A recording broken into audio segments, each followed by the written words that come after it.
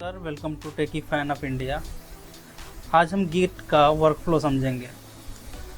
Git का जो process होता है एक एक स्टेप करके समझते हैं। इसका जो वर्कफ्लो होता है गिट का, पहला होता है अनट्रैक्ड। आप जो भी कोड बनाते हैं, जो भी फाइल्स बनाते हैं, जैसे हम इसमें देख लेते हैं आपका लोकल रिपोजिटरी है। इसके हमने यहाँ पर index.html का एक फाइल है, उसमें कोड हुआ है, ठीक है। तो अगर आप कोई नया फाइल ऐड करते हैं या फिर कोड ऐड करते हैं तो वह ट्रैक्ड नहीं होता है। जब उसे सेव करते हैं उसके बाद आप गिट को इनिट करते हैं, उसके बाद जो है कि ट्रेसिंग करना स्टार्ट होता है तो ट्रैक्ड होता है। उसके बाद जैसे ही आप उसे ऐड करते हैं, तो टेम्परेरीली वो स्टेज में चला जाता है। फिर जैसे उसे कमिट करते हैं, कमिट करते ही वो आपका लोकल रिपोजिटरी में चला जाता है। जैसा कि लास्ट टाइम मैंने आपको बताया था, एक फाइल को लेकर इसे आप यहाँ पर हमने लिया था index.html, हमने यहाँ पर लिया था और इसमें हमने कोड किया था। दिखा देते हैं क्या कोड था। तो कोड नहीं था तो वो भी देख लेते हैं, कोड है कि नहीं है, क्या है क्या नहीं, अभी देख लेते हैं। नहीं, जिसमें कोड नहीं तो यहाँ पर मैं ऐड कर लेते हैं कोड, ठीक है। ये हमारा हो गया H1, ठीक है। इसमें लिख देते हैं गिट वर्कफ्लो,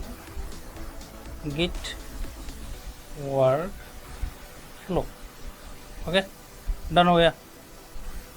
H1 का काम यहाँ पर तमाम हो गया और इसको हम सेव कर लेते हैं। सेव हो गया। अब अगर देखेंगे तो हमारा गिट क्या होता है, आपको बताया गया सारी चीज़ें क्या होती हैं, पहले देख लेते हैं। गिट हमारा पहले इनिट होता है तो वहाँ से मॉनिटर करना स्टार्ट कर लेता है, ठीक। तो उसे बोला जाता है कि पहले होता है अनट्रैक्ड। जब तक गिट नहीं रहता है तब तक आपका जो फाइल रहता है, फोल्डर रहता है और कोडिंग जो रहता है वो आपका क्या रहता है, अनट्रैक्ड होता है। जैसे ही गिट को हम इनिट कर देते हैं तो वहाँ से हमारा जो फाइल होता है, फोल्डर होता है, ट्रैक करना स्टार्ट कर लेता है। फिर जैसे ही हम गिट के साथ ऐड लगाते हैं, गिट ऐड का कमांड लगाते हैं तो वहाँ से हमारा फाइल जो होता है स्टेज में चला जाता है, टेम्परेरी लोकेटेड हो जाता है। फिर उस पर जैसे ही हम कमिट लगाते हैं, कमिट लगाकर कमिट करते हैं, फाइनलाइज करते हैं जो भी ऐड किए हैं, तो आपका लोकल रिपोजिटरी में चला जाता है जो कि आपका .git है। जैसे ही आप गिट को इनिशियलाइज करते हैं, लोकल रिपोजिटरी आपका क्रिएट हो जाता है।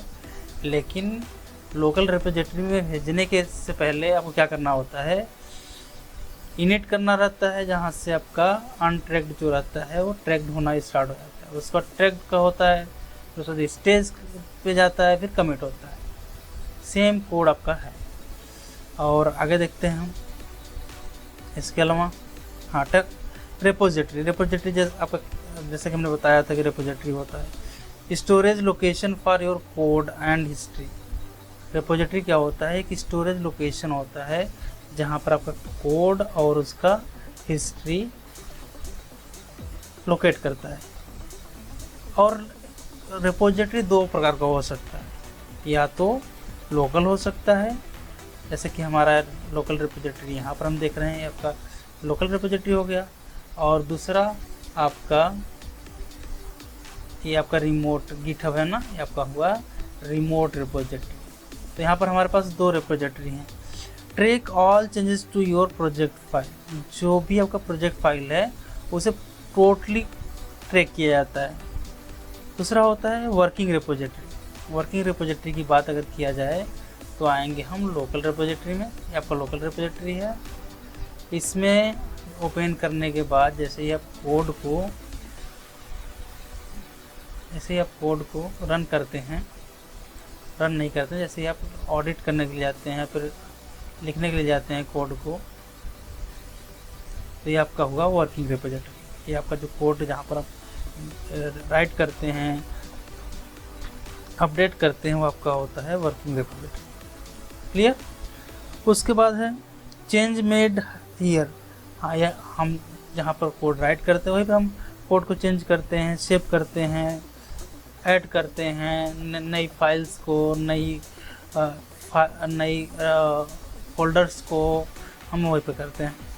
लोकल रिपोजिटरी जैसा कि आपको बताया गया कि आपका क्या है, लोकल रिपोजिटरी ये है गिट, ये आपका है लोकल रिपोजिटरी। इसमें क्या होता है, local repository the version of the repository, जो वर्जन होता है रिपोजिटरी का स्टोर्ड ऑन योर कंप्यूटर, जो भी आपका वर्जन रहता है, version what is meaning of version, जो लेटेस्ट कोड आप सेंड किए रहते हैं, पुश किए रहते हैं रिपोजिटरी में, वो आपका वर्जन होता है।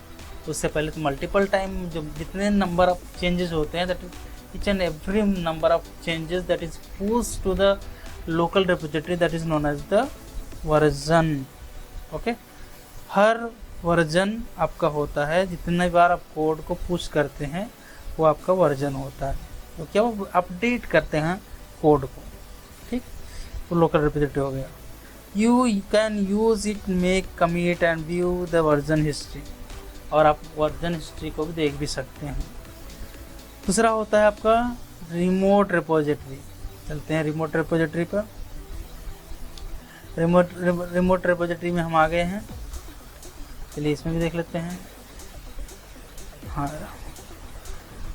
The version of repository stored on platform like GitHub, जो नंबर ऑफ रिपोजिटरीज होते हैं, जो आपका रिमोट रिपोजिटरी होता है, वो स्टोर कहाँ पर होता है,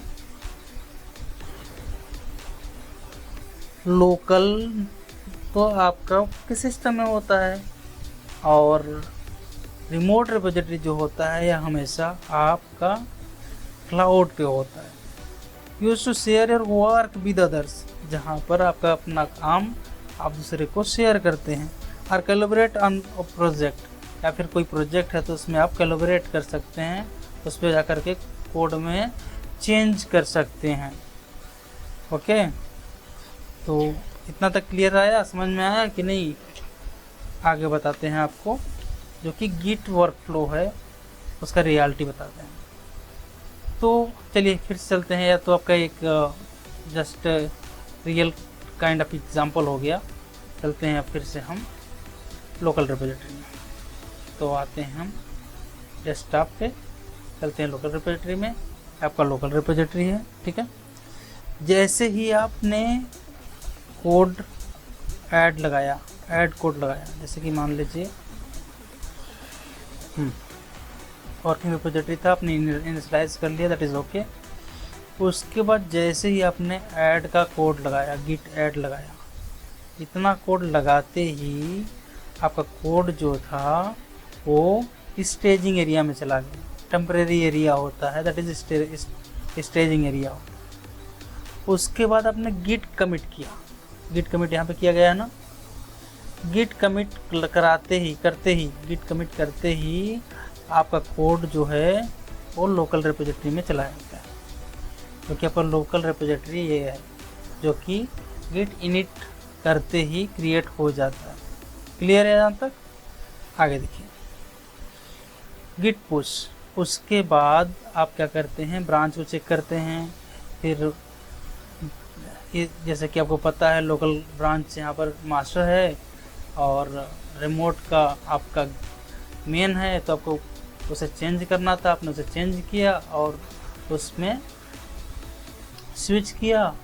जैसे कि आपका ब्रांच वहाँ पर था मेन, यहाँ पर था मास्टर, तो अपने मास्टर को स्विच मेन क्रिएट किया और उसी में स्विच कर दिया।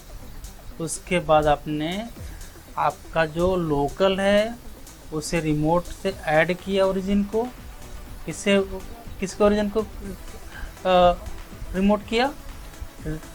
रिमोट रिपोजिटरी गिटहब के ओरिजिन को यहाँ पर ऐड किया गया, रिमोट किया गया। उसके बाद यहाँ पर हमने कोड को पुश कर दिया। पुश करते ही कोड अगर आपका सक्सेसफुली पुश हो जाता है तो वह आपका रिमोट रेपो में चला जाता है, ठीक है।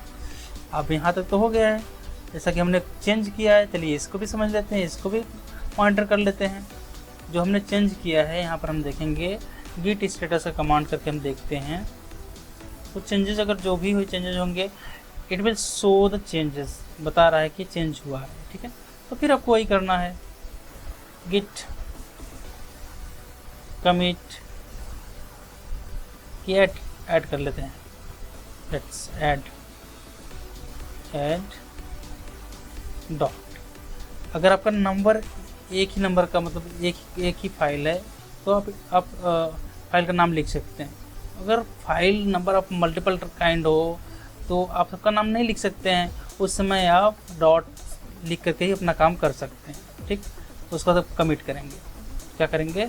गेट कमिट यम चेंज डन। जैसा भी आपको मन करे वैसा आप लिख सकते हैं, that's not a big thing. ठीक, चेंज हो गया। अब यहाँ पर आप गिट पुश कर सकते हैं। गिट पुश कर देंगे तो कोड चला जाएगा, आपसे कुछ पूछेगा नहीं। इट विल बी रिमोटेड, रिमोट में चला गया। जो भी आपने चेंज किया था वो चला गया। ठीक है, तो आप कहेंगे सर उस समय तो आपने इतना बड़ा सा लिखा था git push u origin main, अब दोबारा सर आपने गिट पुश कर दिया और चला गया। अरे हाँ भाई, क्यों नहीं जाएगा? हमने -u जो लगाया है, अगर -u लगा देते हैं एक बार -u ओरिजिन मेन लिख देते हैं, मेन की जगह पे जो भी ब्रांच रहेगा अगर इतना लिख देते हैं तो आपको बार बार पूरा का पूरा कोड लिखना नहीं पड़ेगा। अदरवाइज़ आप एक नहीं लगाते हैं तो इतना तो आपका कॉमन है, इतना पूरा कोड लिखना पड़ेगा। अगर ये लगा देते हैं तो एक ही बार आपको लिखना पड़ेगा, उसके बाद गिट पुश से आपका काम हो जाता है, जैसा कि हमने यहाँ पर किया है। तो आगे हम प्रैक्टिस करते रहेंगे एक एक करके और इसे हम ईज़िली कर पाएंगे। आप भी कर पाएंगे, बहुत मज़ा आएगा करने में। सीखिए बढ़िया से। ओके, तो आप लोग का दिन अच्छा हो। Good day, thank you all.